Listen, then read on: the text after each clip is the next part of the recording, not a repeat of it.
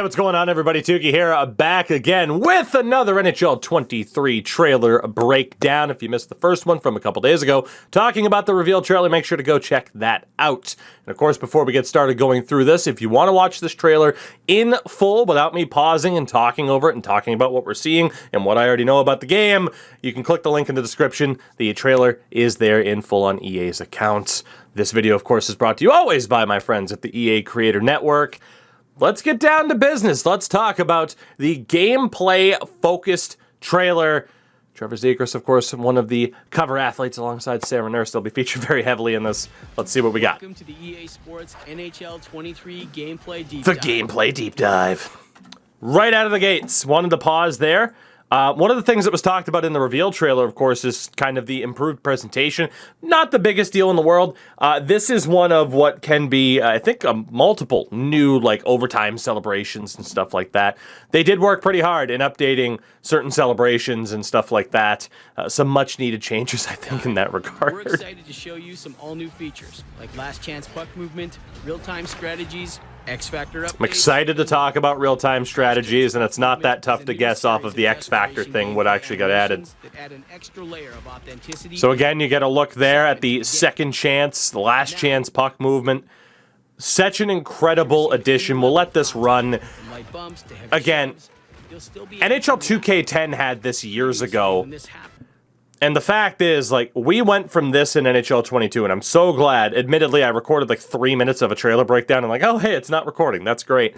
But, you know, I had literally mentioned in that first go-around that, like, we went from having bumps to having a system like this that was available way back in NHL 2K10. And the fact is, they have taken what 2K10 had and modernized it because they do have the more physics-based engine to pull it off, and it's not all canned animations.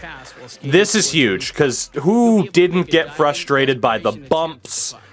Who didn't get screwed on certain shots where it's like, come on, man, anybody could have gotten rid of that type of thing.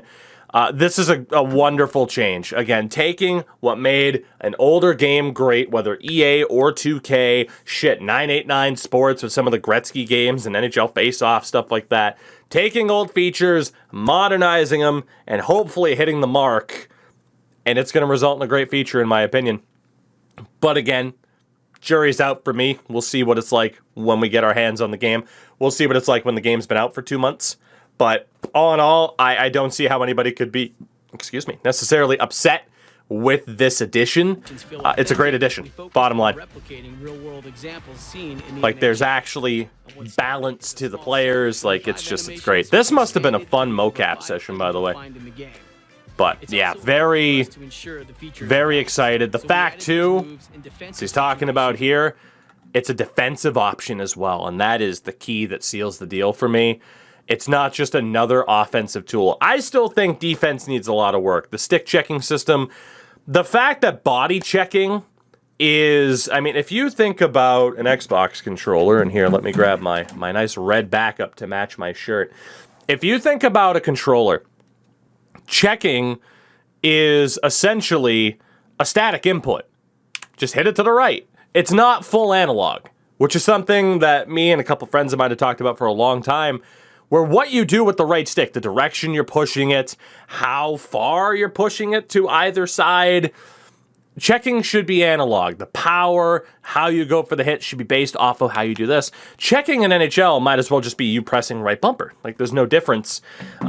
So, you know, there's still a lot that I want to see, obviously, improve for the defensive side of things. And, of course, it always does feel like the offensive side of things is getting the, you know, the lion's share of the upgrades and the updates. And, of course, it's because, oh, it's hockey and everyone wants to score, and that's fine. But the fact that this update affects both sides of the ice is huge and does help keep a level playing field, or at least closer to a level playing field for the defensive side of things. So, pretty happy about that. Strategies are super interesting as well, obviously, as this whole thing talks about, but you know, just the idea of face-off and power play strategies, the big changes here, which has been needed for 2 decades. Ever since, strategies have essentially been the same since NHL 05, where Mark Crawford, former coach of the Canucks, did like these breakdown videos that were awesome. We've added 2 new strategies to NHL. Will say this as well, for those of you that were wondering, and a point that I wanted to make sure that I made. Got to remember that this gameplay, too, can't be overly indicative of what you think the AI might be like. 99% sure this, of course, is recorded on Rookie to get the specific clips that they are looking to get, which is a rather difficult process. So you might see some examples in here where it's like, that's the horrible AI. You can let it slide for a trailer if you're in HUT, if you're using computers in EASHL or Versus or whatever, and then some of these bad examples stick, criticize them then and then. I will be too if that's the case. The first being the 1-3-1 power play, and on the penalty kill. So yeah, this is the new strategies setting when you go into edit lines.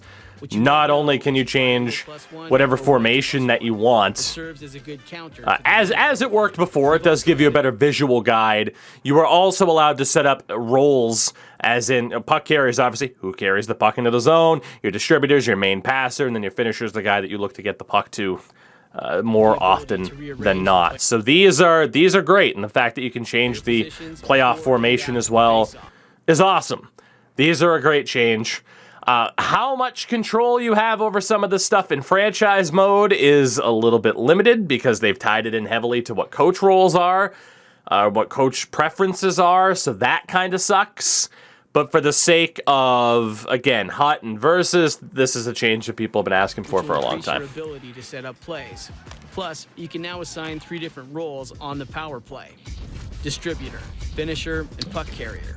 The AI will kind of told you guys all this already, right? So not too much to say there. Situation and X-Factor tendencies. We also added a new feature this year called Assisted Strategies.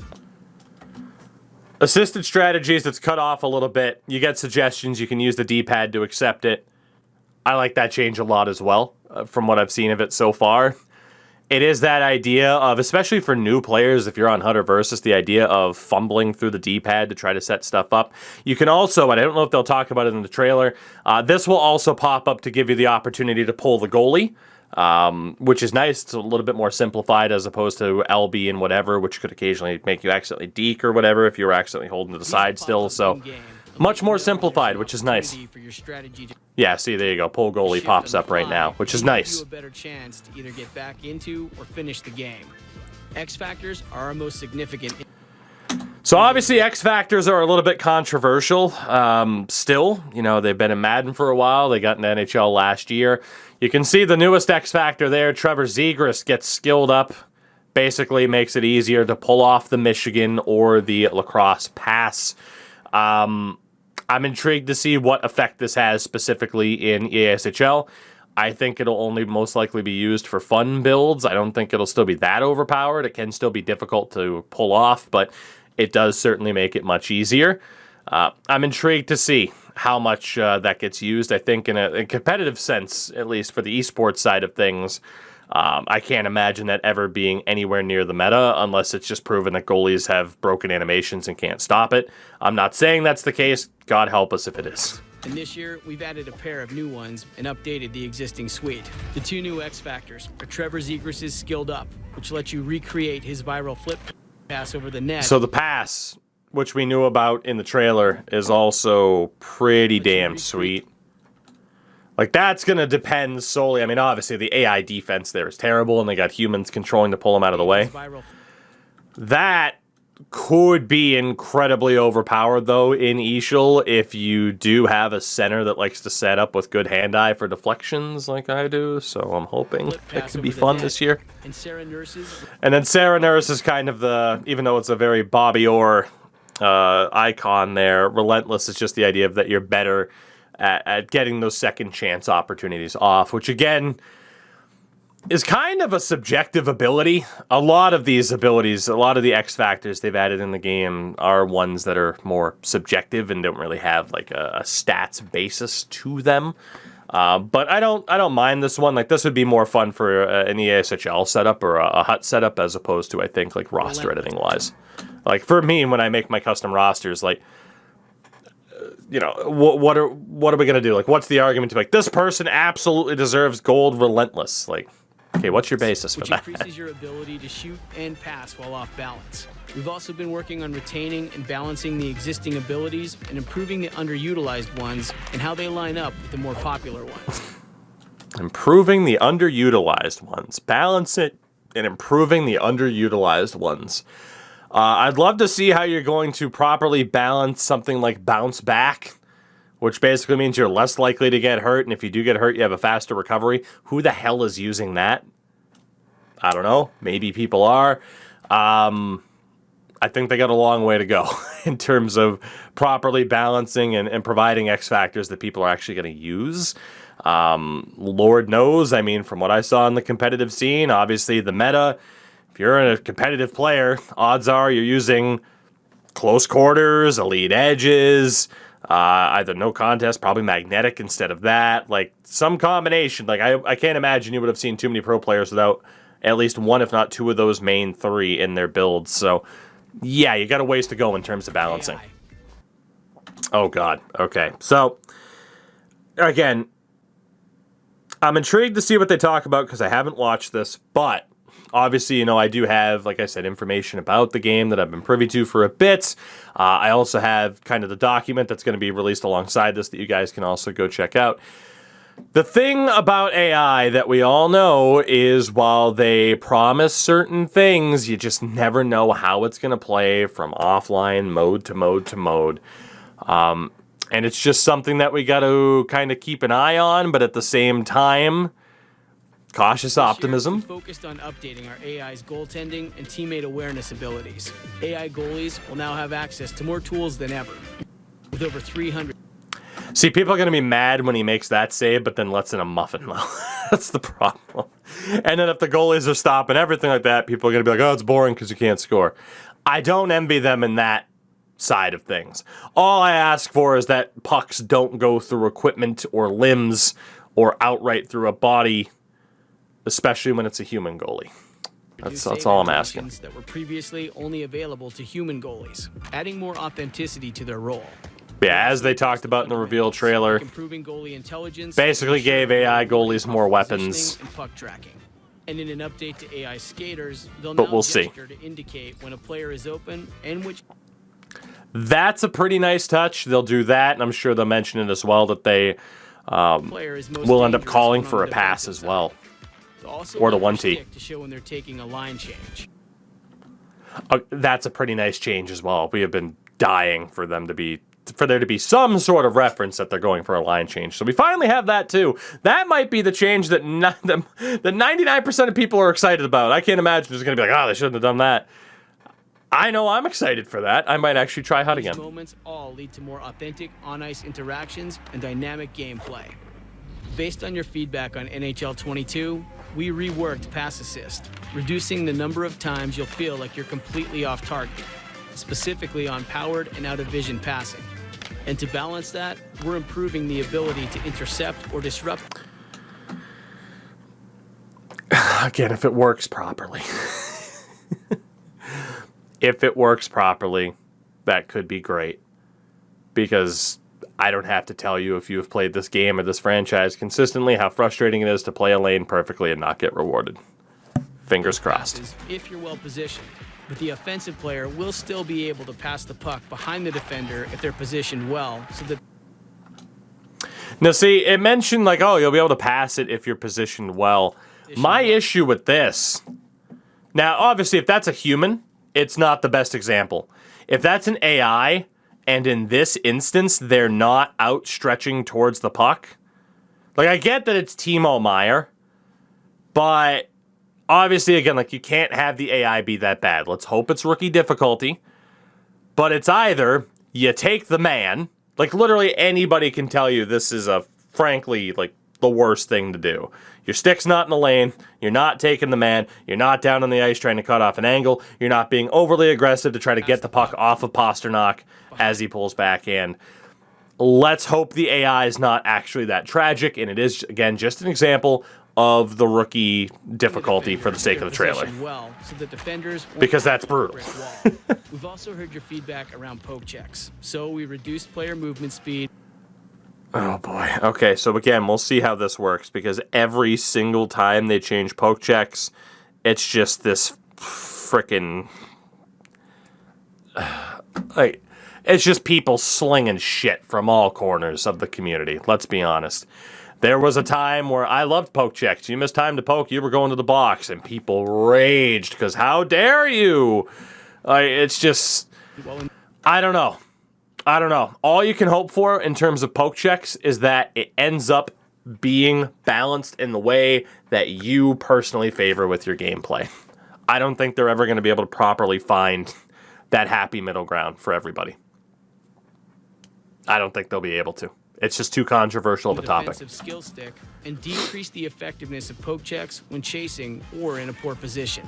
In addition, we increased puck carrier speed to create more separation between players and ensure that the fastest skaters in the league act like it. Thank you for tuning. Again, you would have gotten a good example of rookie difficulty there with nobody doing anything for McDavid. Did that go through the skate at the end? Yeah, that should probably be incidental contact. That's one of my issues with the game, when there's incidental contact when there shouldn't be, and then there's no incidental contact where there should be. Maybe it was turned off again, rookie mode. Thank you for tuning in. All in all, September to showcase more I think most people... game modes, and Hockey Ultimate Team. I think most people will find this to be a rather positive trailer. I think it's a combination of a new system with the last chance stuff, the strategy changes that people have been asking for. The X Factor changes are what they are. We'll see what they did in terms of balancing stuff, as they said. The AI stuff, we'll wait and see. But there are a lot of small things that could add up to this being, frankly, the best gameplay that we've seen since the Xbox 360 days. Now, if you've been a longtime member of this channel, you will know, Tookie, you've said that before. Yeah. And that's why, like I always say, cautious optimism is necessary. On occasion, they get it right. And I just feel like they listen to... I don't know who they listen to, in fairness. But it's interesting that so many people relate to the idea of, but the beta was good. Week 1 was good. The tools are there, and I think it's been even more expanded. That tool set has been more expanded with the additions here. There is a chance that this gameplay could be really good. I just can't say with certainty that it will be because we don't know. You know, the tech test is, I think, out or coming out around the time this trailer's out. Who knows how the game will play in early access on day 1, on week 1, 2 months after launch. But in theory, you look at all of these gameplay changes, yes, good, step in the right direction. But also look at how people are memeing Madden right now with every headline saying, oh, it's a step in the right direction for Madden, because Madden's been getting that quote for a review for 10 years, if not longer. So I am hopeful. I am optimistic. But I just cannot say with 100% certainty that I'm fully buying it. I am afraid of getting hurt again, and I am sure many of you feel the exact same way. Those are my thoughts, kind of my take on the trailer that just came out. Again, the full trailer is in the description if you want to listen to it without me talking over it or pausing it. Let me know what you guys think. Does this move the needle for you at all when it comes to NHL 23? I will say as well that, yes, I saw the headline that was out there about, NHL 23 is dead on arrival because Clement Kwong said that there's going to be no changes after launch. That's basically saying outside of the crossplay that's coming that we already knew about, that there won't be this big surprise edition like we had last year where, again, roster sharing came out in December. That's not going to happen again. There is no crazy update like that. Pretty much once crossplay is in, and aside from the general changes they make, what you see is what you get with the game, and they're moving on to NHL 24 in that sense of any big features and additions being made. So let me know. Like, do you feel that this is a step in the right direction? Are you not hyped for this game, but hyped for what 24 or 25 could be? I am intrigued at what you guys think. Let me know down in the comments below. I will see you guys next time out as we continue to talk about everything NHL 23 as the news comes out. But for now, I'm out of here. Thank you so much for watching, and I'll catch you next time.